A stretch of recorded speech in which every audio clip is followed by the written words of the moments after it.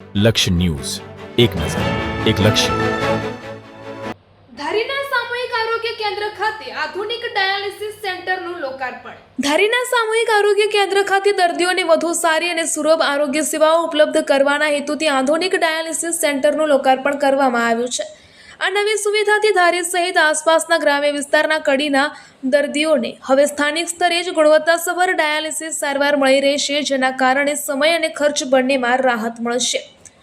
લોકાર્પણ કાર્યક્રમમાં જિલ્લા ભાજપ પ્રમુખ અતુલભાઈ કાનાણી, ધારી તાલુકા ભાજપ પ્રમુખ મૃગેશભાઈ કોટડિયા, તાલુકા ભાજપ મહામંત્રી મુકેશભાઈ રૂપાલેરિયા, ધારી શહેર ભાજપ પ્રમુખ વિજયભાઈ સાવલિયા, ધારી નગરપાલિકાના પ્રમુખ જયદીપભાઈ બસિયા, ઉપપ્રમુખ પરેશભાઈ પટણી તેમજ શાંતિલાલ પરમાર, નિર્મળાબેન લુણગાતર, હિનાબેન રાવળ, ધર્મેન્દ્રભાઈ લહેરુ સહિતના મહાનુભાવો ઉપસ્થિત રહ્યા હતા.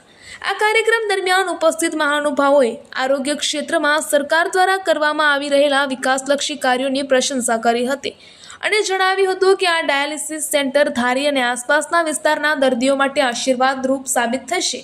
આ પ્રસંગે પ્રેસ મીડિયાના મિત્રો, ભારતીય જનતા પાર્ટીના કાર્યકરો તેમજ મોટી સંખ્યામાં સ્થાનિક નાગરિકો ઉપસ્થિત રહી આ કાર્યક્રમને સફળ બનાવ્યો હતો. રિપોર્ટર ટીનુભાઈ લલિયા.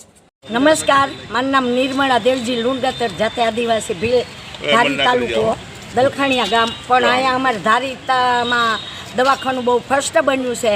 એમાં એક અમારે પ્રોબ્લેમ શું છે, ડૉક્ટરની ઘટ છે. એ અતુલભાઈએ કીધું કે થઈ જાય, પણ વહેલી તકે થાય તો એ સારું.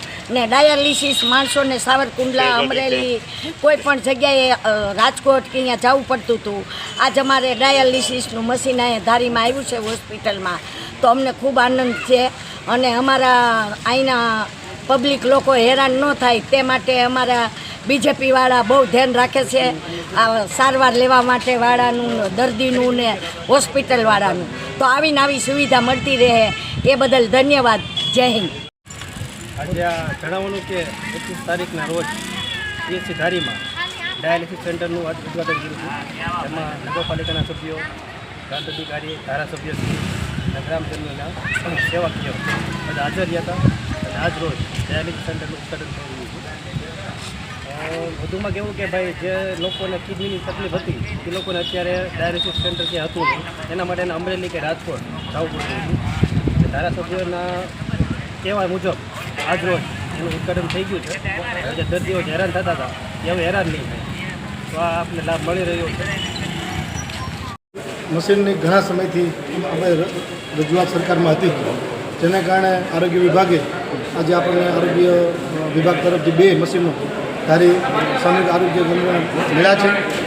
પ્રથમ તો આપણે ભગવાનને પ્રાર્થના કરીએ કે આ મશીનની કોઈને ઉપયોગ ન પડે, પરંતુ જે આવા દર્દીઓ છે એને સારવાર સારી રીતે મળે, એને બહાર ન જવું પડે, ચલાલા અથવા અમરેલી સુધી ધક્કો ન થવો પડે, એમને આરામથી ને સારી સુવિધા મળી રહે, એના માટે સરકારે અમારી રજૂઆતને ધ્યાને લઈને આજે 2 મશીનો સિવિલ હોસ્પિટલને આપેલા છે. એમ્બ્યુલન્સ પણ અમે રાજ્યસભાના સાંસદ ગોવિંદભાઈ પાસે માગેલી, એમણે પણ 25 લાખ રૂપિયા વ્યક્તિગત રીતે મંજૂર કરીને ધારી સિવિલ હોસ્પિટલ માટે ટૂંક સમયમાં ધારી સિવિલ હોસ્પિટલને મળી જવાના છે. ડૉક્ટરોની જે પ્રશ્ન છે એમાં પણ અમે 15 દિવસ પહેલાં મુખ્યમંત્રીશ્રીને મળ્યા હતા, ભૂપેન્દ્રભાઈ પટેલ સાહેબને, આરોગ્ય મંત્રીશ્રીને પણ મળ્યા હતા. એટલે એમણે પણ ખાતરી આપી છે ટૂંક સમયમાં ડૉક્ટરોની પણ ધારીમાં નિમણૂક થઈ જશે. ખૂબ ખૂબ